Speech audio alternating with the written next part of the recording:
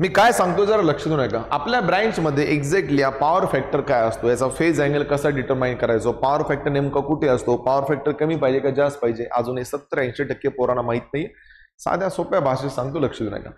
तुम्हाला माहित आहे का पॉवर फॅक्टर जो असतो ना पोरो, त्याला कधी पण डिनोट केलं जातं कॉस फायने. हे तर सगळ्यांनाच माहित आहे की मोठी गोष्ट नाही. तर विषय असा आहे की पॉवर फॅक्टर असतो कुठे हे भरपूर पोरांना माहित नाही. मी सांगतो. MSCB जेव्हा आपल्या घरी इलेक्ट्रिक पॉवर किंवा इलेक्ट्रिकल एनर्जी किंवा वीज पाठवते ना पोरो, MSCB आपल्याला पॉवर फॅक्टर देत नाही. पॉवर फॅक्टर आपल्या घरात लपलाय. मग पोरं म्हणतात की सर आपल्या घरात पॉवर फॅक्टर कुठं लपलेला आहे, लोड मध्ये लपलेला आहे. आपल्या घरातल्या लोड, आपल्या घरातल्या वस्तू, आपल्या घरातले इक्विपमेंट्स, आपल्या घरातले अप्लायन्सेस याला लोड म्हणतात. लोडचे पण 3 प्रकार असतात. पहिला असतो R, दुसरा असतो L, तिसरा असतो C. तुम्ही तुमच्या घरात फ्रीज सुरू केलं, टीव्ही सुरू केली, कूलर सुरू केलं म्हणजे तुमच्या घरात पॉवर फॅक्टर आलं. आता आपल्या घरात पोरं जेवढ्या वस्तू वापरताना सगळ्यांचा पॉवर फॅक्टर सेमच असतो का? नाही. कुणाचा पॉवर फॅक्टर कमी असतो, कुणाचा पॉवर फॅक्टर जास्त असतो. कधी कधी मुलं मला विचारतात की अंकुश सर पॉवर फॅक्टरला कॉस्ट फायनान्स का दाखवायचं? उत्तर आहे ना माझ्याकडे. Power factor is defined as the ratio of, it is the ratio of active power to the apparent power. नियमानं बघायला गेलं तर हा ऍक्टिव्ह पॉवर आणि ॲपरंट पॉवरचा एक रेशो असतो. ऍक्टिव्ह पॉवर म्हणजे P, ॲपरंट पॉवर म्हणजे S. ऍक्टिव्ह पॉवरचा फॉर्म्युला होता VI cos phi, जो मी ऑलरेडी लिहिलेला आहे. आणि ॲपरंट पॉवरचा फॉर्म्युला होता फक्त VI. बोरो दिस VI आणि VI गेट कॅन्सल. सो शिकायला काय भेटलं, पॉवर फॅक्टरला कधी पण cos phi ने शो केलं जातं. कशाने शो केलं तर cos phi ने. कधी कधी पोट्टे मला विचारतात की गुट्टे सर cos phi ची रेंज किती असते?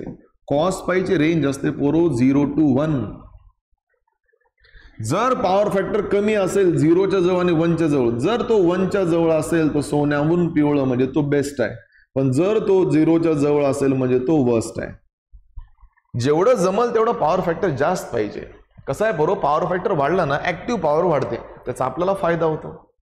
तुम्ही मार्केटमधून अशी वस्तू आणली ज्याचा पॉवर फॅक्टर कमी आहे, सो त्याचा तुम्हाला तोटा भोगावा लागतो. का?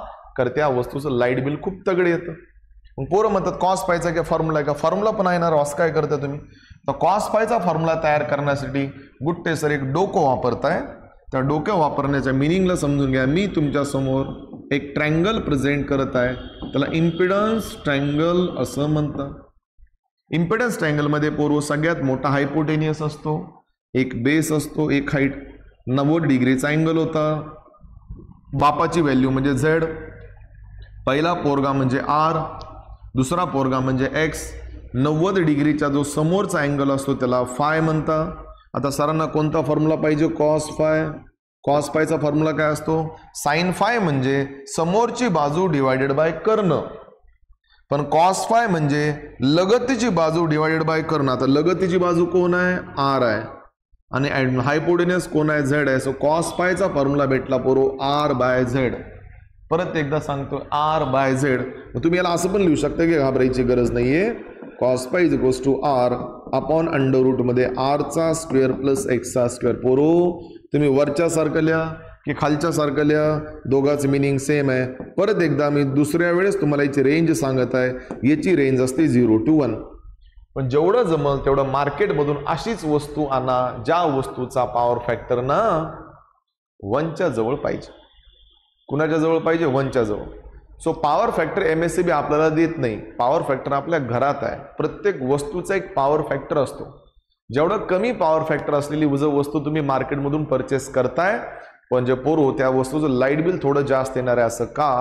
कारण पॉवर फॅक्टर कमी झाल्यामुळं ऍक्टिव्ह पॉवर कमी होते आणि कुठे ना कुठे रिॲक्टिव्ह पॉवर वाढते. पॉवर फॅक्टरला कॉस फायने दाखवलं जातं, ज्याची रेंज असते पोरो 0 to 1. मग पोरं म्हणतात की सर पॉवर फॅक्टर समजला, मग फेज अँगलचा काही फॉर्म्युला आहे का? विषय आहे का? पॉवर फॅक्टर मिळाला म्हणजे फेज अँगल ते मिळूनच जाईल ना राव. पोरं म्हणतात फेज अँगल कसा काढायचा ते मी लगेच सांगतो, काही डोक्याला तापच नको नंतर. तर मला सांगा पोरो, कॉस फायचा फॉर्म्युला R/Z आहे ना. पोरगा डिवायडेड बाय बाप. पोरगा डिवायडेड बाय बाप. सो कॉस फायचा फॉर्म्युला R/Z आहे. तर फाय इज इक्वल्स टू हा कॉस पुढे जाऊन झाला कॉसचा इनवर्स ऑफ R/Z. अरे कॉस फाय काढा, फेज अँगल तुम्हाला असं पण मिळून जाईल. फेज अँगल काढणं की मोठी गोष्ट नाहीये. Understand? So this is a perfect concept of power factor. समजलं का?